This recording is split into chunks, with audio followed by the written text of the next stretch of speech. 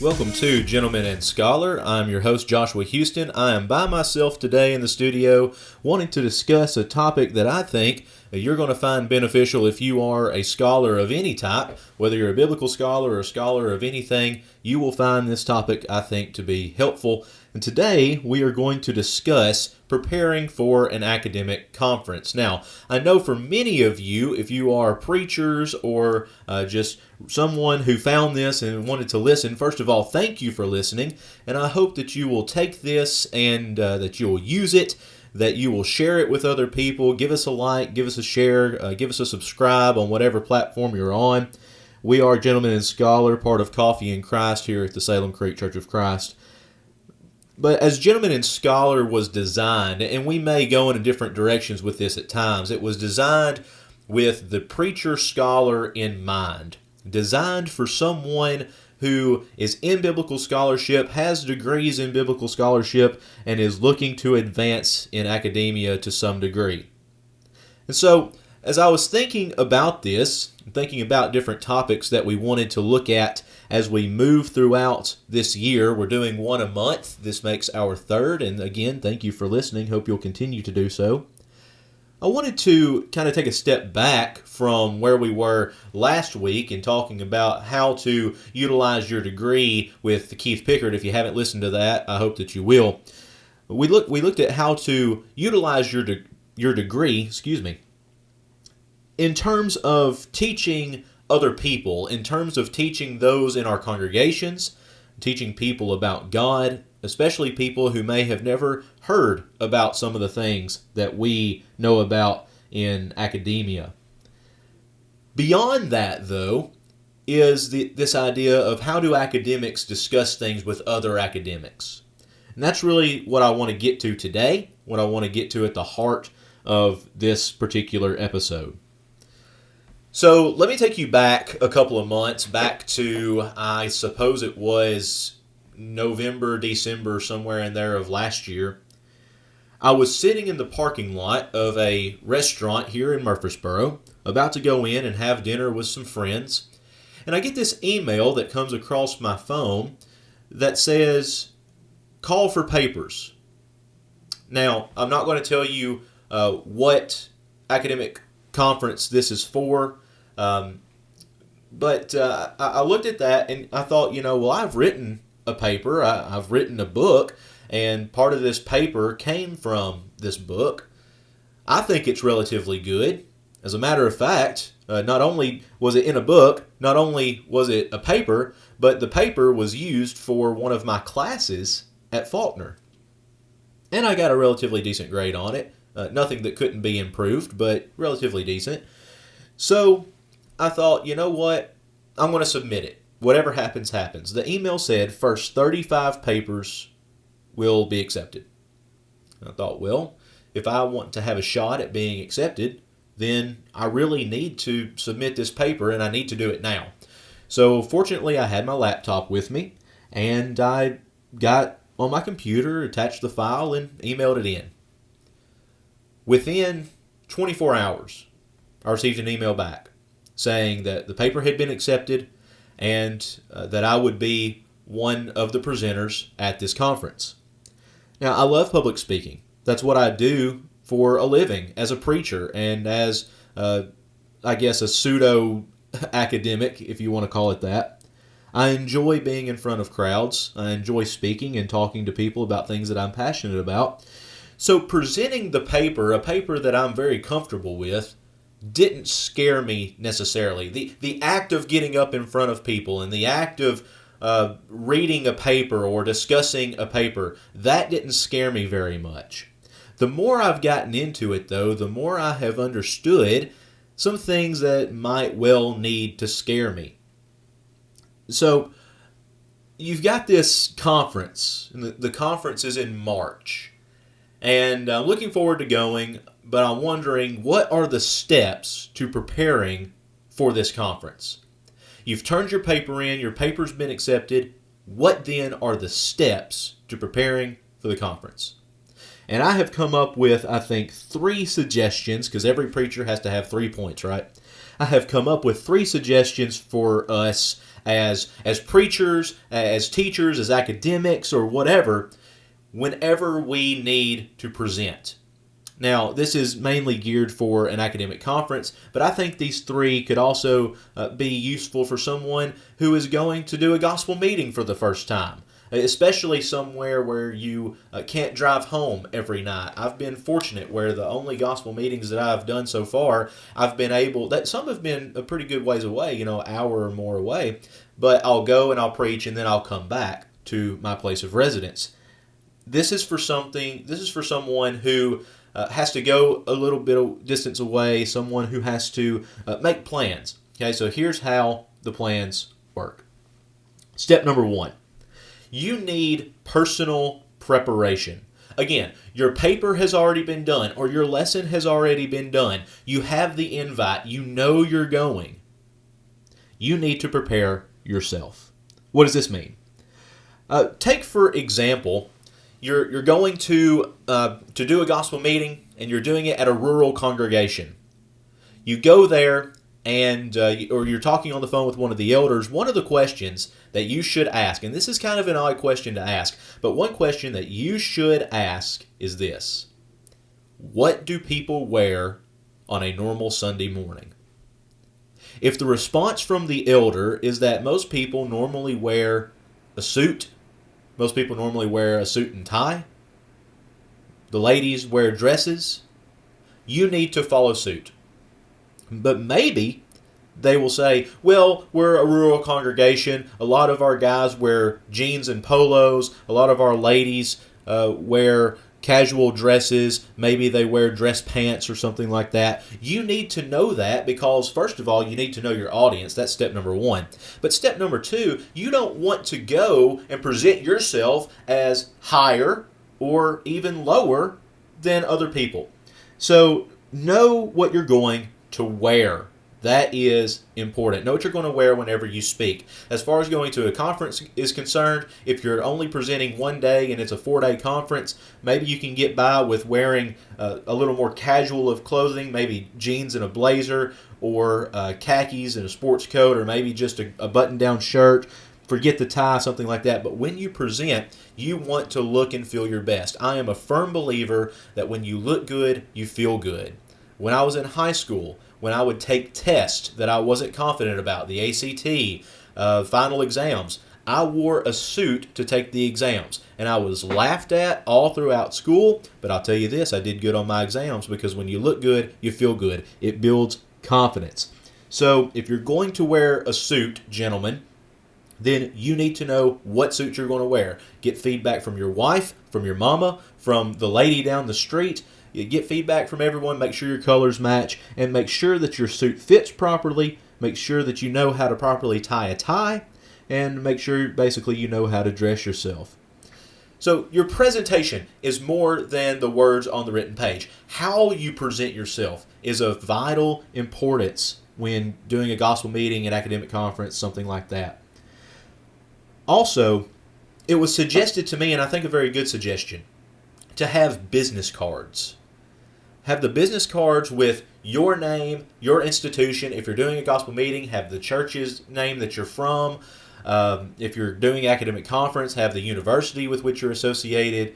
Have your contact information, maybe a picture of yourself on there, so that when you get in conversation with people, let's say you're doing a gospel meeting and you have someone who comes from another congregation who hears you, who likes your presentation, likes your style, and wants to invite you to their church to do a gospel meeting. Well, you need to have something you can hand them to let that happen. Not for personal glory.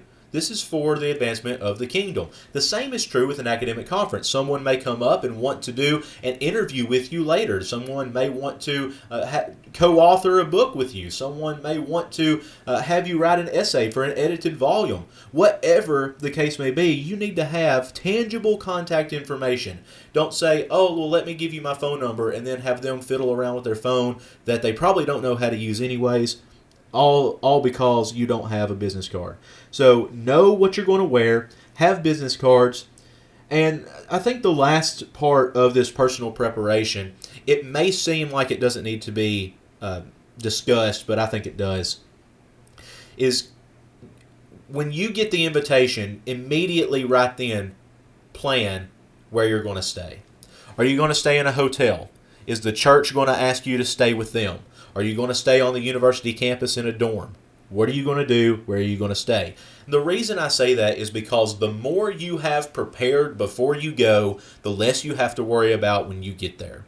The last thing you want to do is get to an academic conference, and then the day you get there is the day you present, let's say, and you don't have a hotel room. You don't have a place to go over your notes last minute. You don't have a place to brush your teeth. You don't have a place to get dressed if you have a long drive. Like I'm going to have here in March, when I have a long drive, I have no intentions of wearing a suit the whole way up there. You want all that taken care of. If you are staying with a member of the congregation, a family member, something like that, if you're doing a gospel meeting or some other lecture or something like that, be grateful, be respectful, but I don't have to tell you that. That should be what we as Christians do anyways.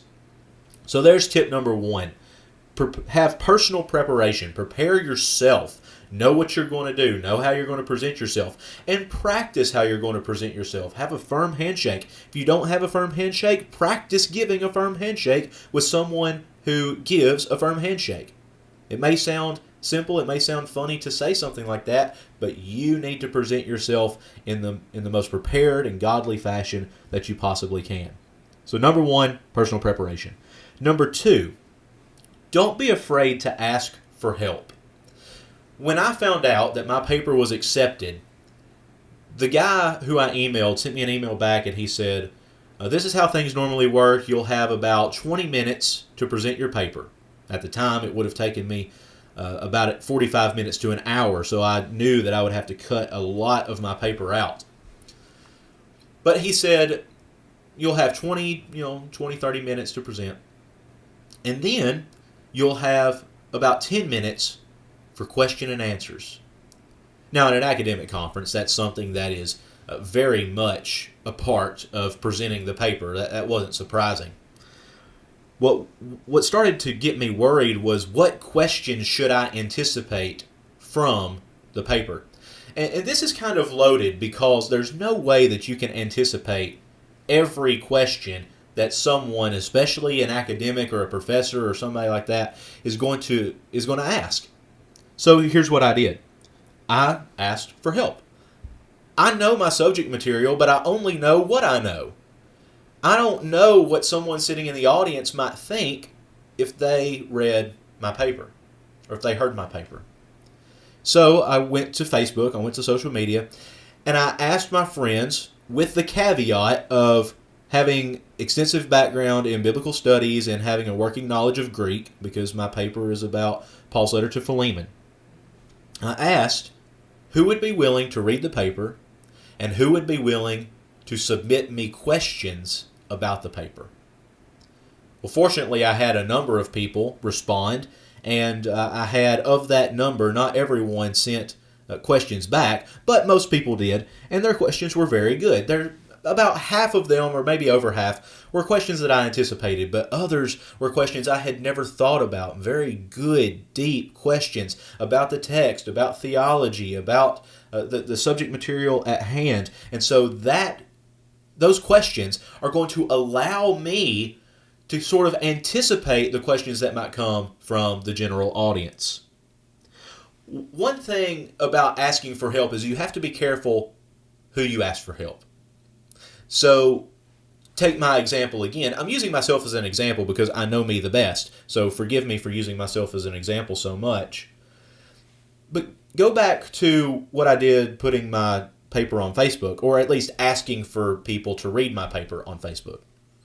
I received a comment on that post from a particular individual who I respect and think a lot of, who has backgrounds in evangelical lines of thinking and everything. But this particular person is not a biblical scholar, is not a biblical academic, and does not come from the same background that I come from in biblical studies. So I hesitantly emailed this paper to this individual. Within 24 hours, I received an email back with no questions, but rather a critique or a review of the paper, which is not what I wanted. Even in the email that I sent, I said, this is not a review, this isn't a critique. Just imagine that you've read this paper for the first time. Now what questions do you have as a result of reading the paper? And this particular person did not do that.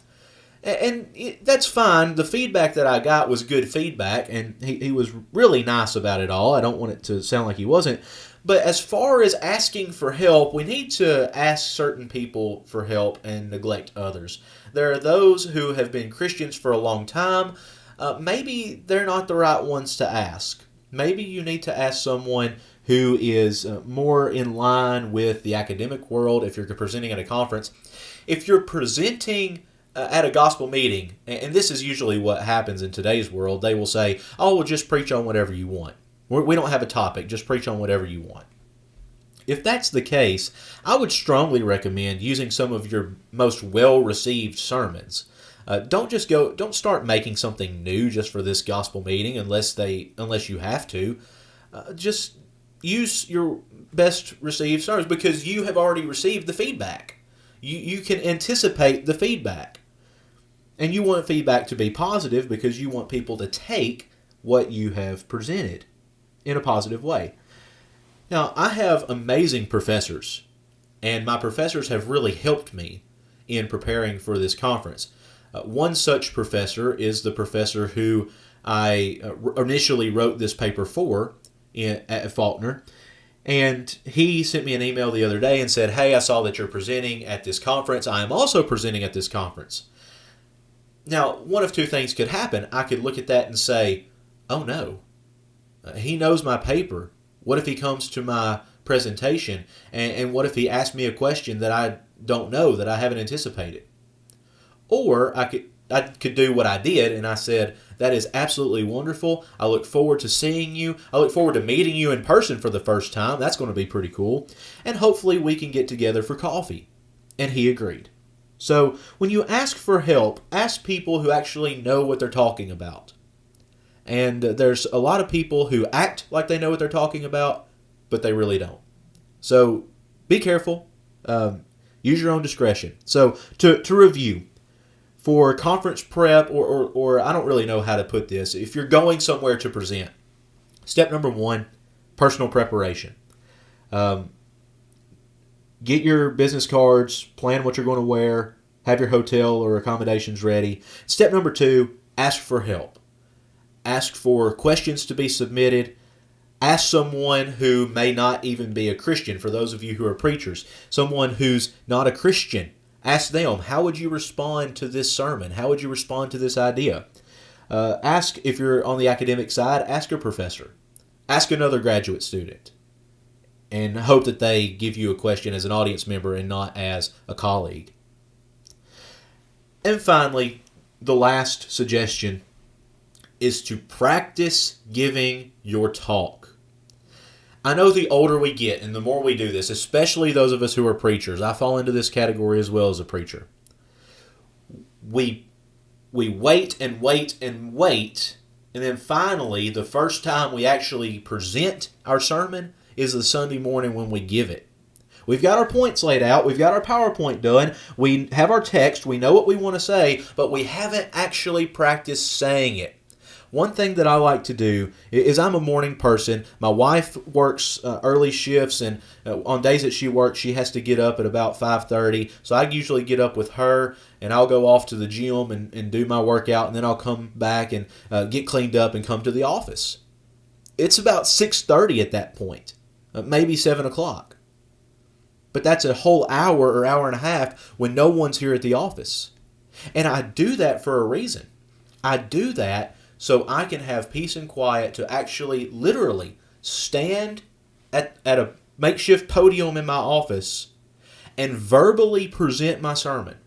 So I know exactly how it sounds and exactly how it's going to come out and how the thoughts run with each other. The same is true for an academic conference. Everything about that is the same. Have your paper, get a makeshift podium, get a music stand, or if you have a podium, use it. Stand up there, wear the clothes you're going to wear. Put your suit on, put your tie on. Because if you're a nervous speaker, as many of us are, Having that tie is going to feel so uncomfortable. Wear the shoes you're going to wear. You don't want to wear uncomfortable shoes and have all your attention focused on your shoes the entire time you're presenting. Give the speech, give the presentation as if there were thousands of people sitting in your audience. Use your hand gestures. Do not stand there with your hands in your pocket. Do not grab the podium and hold on for dear life. And heaven forbid, if it's a movable podium and not like a pulpit kind of thing, but if it's just kind of a lectern type thing, don't rock the podium. Don't put your foot up on the podium. Stand there. The podium is there for one purpose and one purpose only, and that is to hold your notes or your Bible. That's it.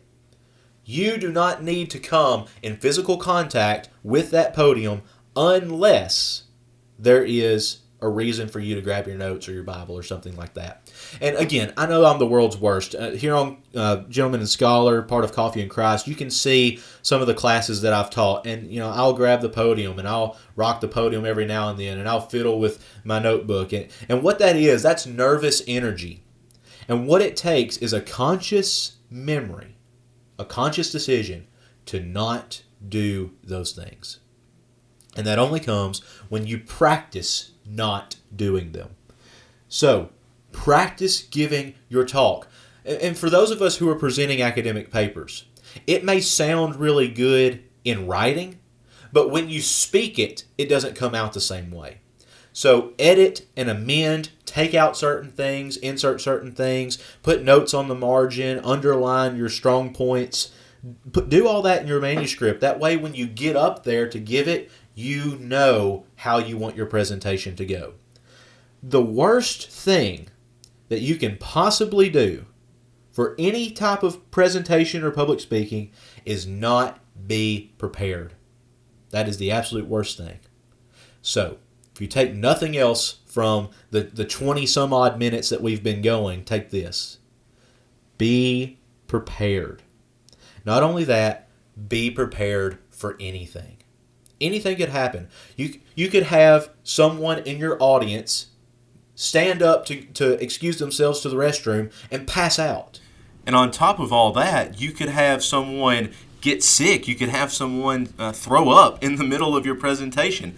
I know it sounds humorous when we talk about this, but I've heard of preachers who have been preaching in gospel meetings and the person sitting on the front row has actually died. Now, I hope and pray that doesn't happen to you, and I hope and pray that doesn't happen to me either, whether it's in a gospel meeting or in an academic conference or whatever.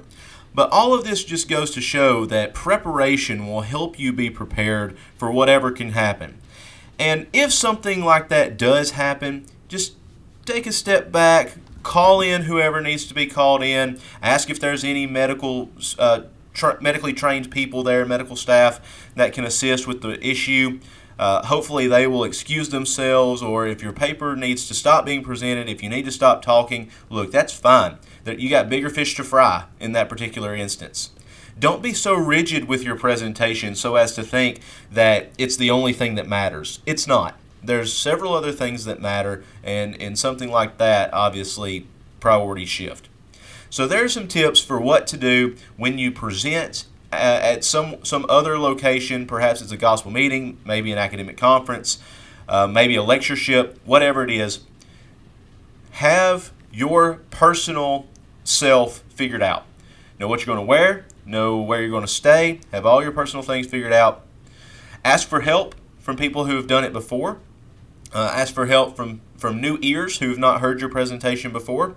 Ask for questions. And then lastly, always be prepared. Go over your lesson, go over your presentation multiple times. Know what you're going to say it, tell them what you've said, and then sit down. Thank you for listening. Thank you for being a sponsor of Gentleman and Scholar. You can find us on Anchor Podcast. You can also find us on Google Podcast. You can find us on YouTube under Coffee and Christ with Ron and Joshua. And you can find us at Salem Creek Church of Christ. I hope you have a blessed day, and I pray that when you go to present, all works well. God bless you.